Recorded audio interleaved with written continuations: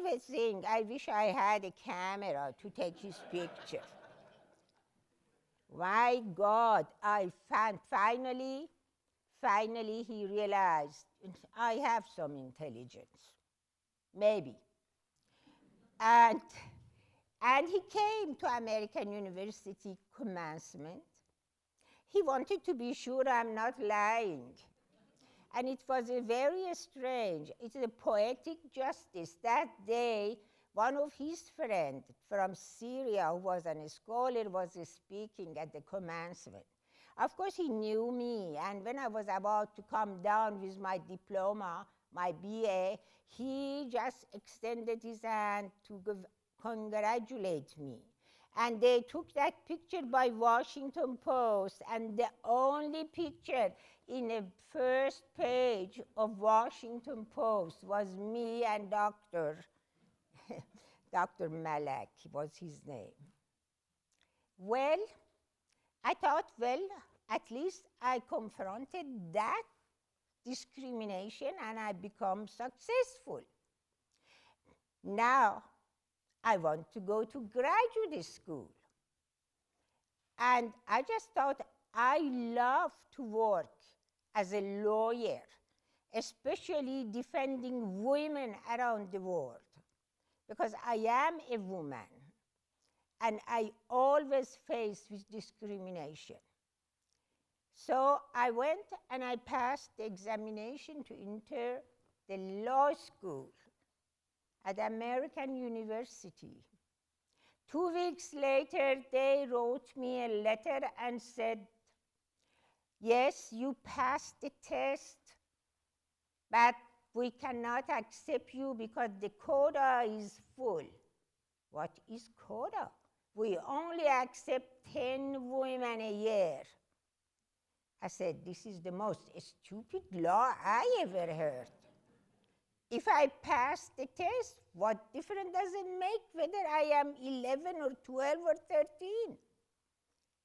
Then I saw in 60s, 70s, the women were not allowed to men subject.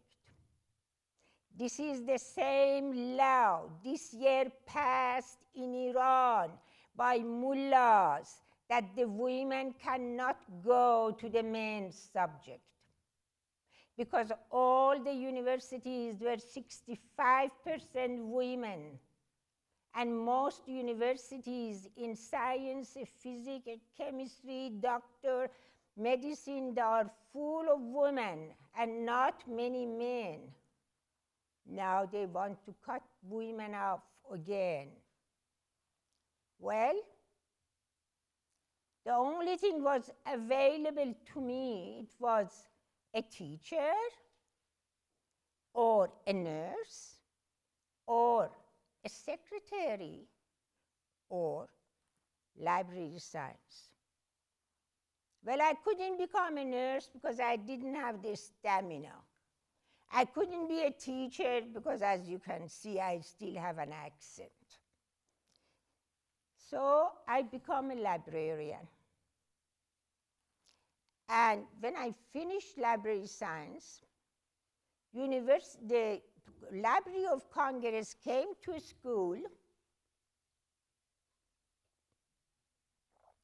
and hired me and 2 young men to become librarian at the Library of Congress, and promised 3 of us, grade 9.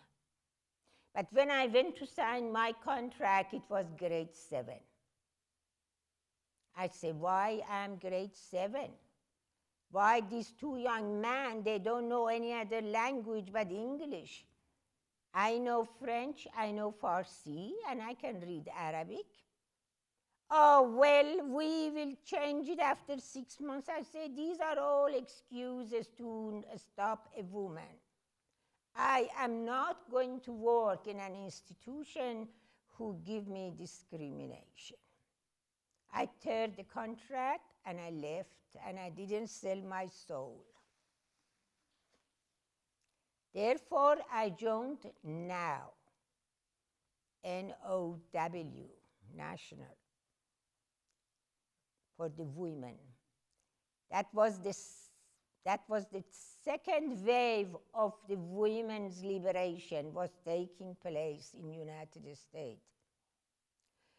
I walked side by side with Betty Friedan, Shirley Chisholm, Gloria Steinem, and Bella Abzur, all the head of the movement. But still discrimination continues. And I greatly believe if we women do not get into politics and decision making, we always be subjugated to the husband or brother or father or society. It was really very hard because I have now a husband who was completely against me to be in politics. Well, I wasn't in politics, but then I became an activist and a feminist. And we organized in 1972, 72 women from all over the United States, black and white, invited to organize National Women Political Caucus. 71 American and 1 immigrant, and that was me. The same year, we organized all around United States National Women Political Caucus. And women, only 1% of women were in politics. The same year jumped to 14%. And today, the women can be locally or federally run for an office. And now we come to not only political, we have to go on and testify. We wanted to see that what is going on here.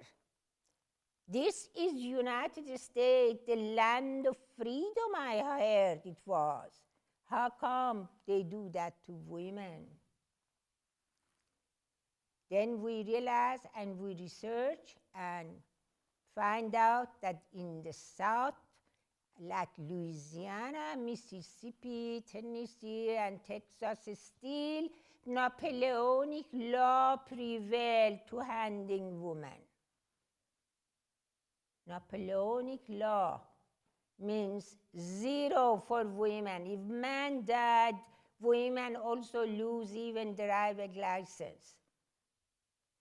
So we asked President Kennedy in 60s to do something about women.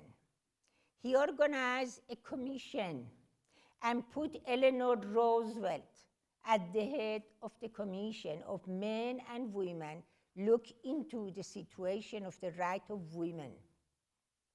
After a year or year and a half, they went back. Kennedy still was in White House and he was assassinated.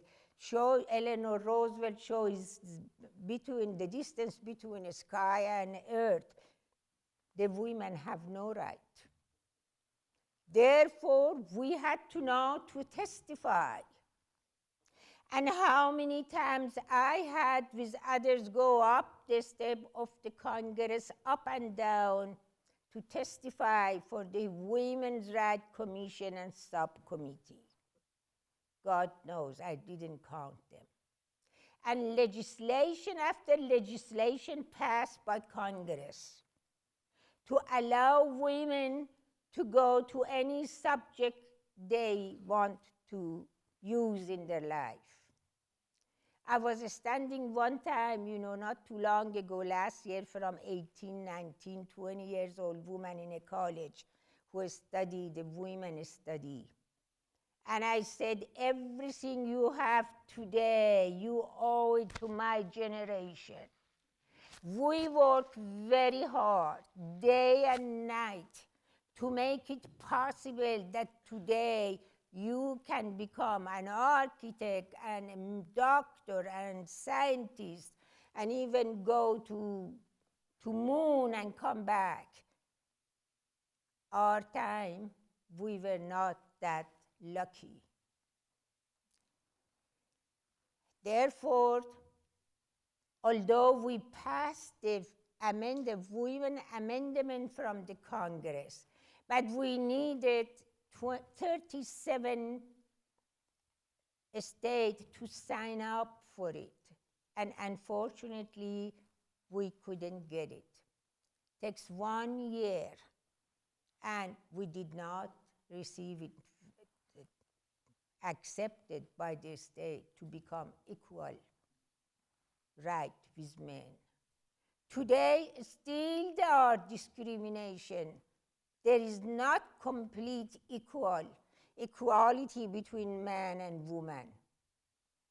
I hope one day I will see that happen, because women are half of this country. I always believed a woman have to have education. Without education, a woman is nobody. Therefore, I invited to 2 women conferences this year, one in Washington, D.C., and one in Irvine. I say I wrote my book is a tribute to my father, but really I wanted to dedicate my book to women everywhere, not only in the East or South, but West and Europe and so on. I am researching right now for my future book, The State of Women Around the World. My God, I get sometimes the most terrifying things. For instance, in Jordan, even today, and in Middle East, if a man dreams that his wife or his mother or his daughter having an affair, and he goes the next day and kills that woman, the law say nothing. Can you believe it? This is happening now on 21st century. The age of the women, although we live longer than men, in Africa is 35 years.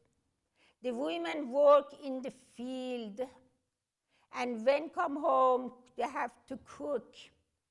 And the best part of the food goes to the husband, then children, then her. So most of these poor women died before they reached 35. It's still going on. My work has not ended and probably never ends. One day somebody asked me, when are you going to retire? I said, one day around the world somewhere. When I am fighting for a liberal cause, I fall down from exhaustion and then I die.